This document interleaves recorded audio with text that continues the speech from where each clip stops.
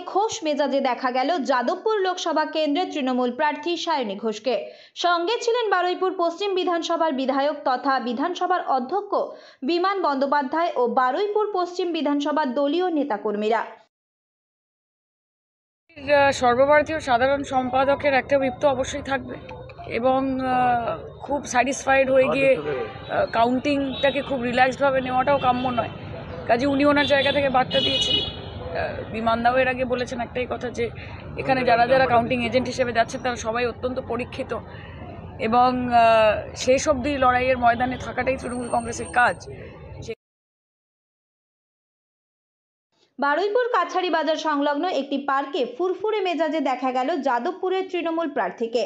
জেতার ব্যাপারে 100% আশাবাদী। পাশাপাশি বিভিন্ন চ্যানেলের এক্সিট পোলকে কটাক্ষ করেন তারকা প্রার্থী সায়নী ঘোষ ও অধ্যক্ষ বিমান বন্দ্যোপাধ্যায়।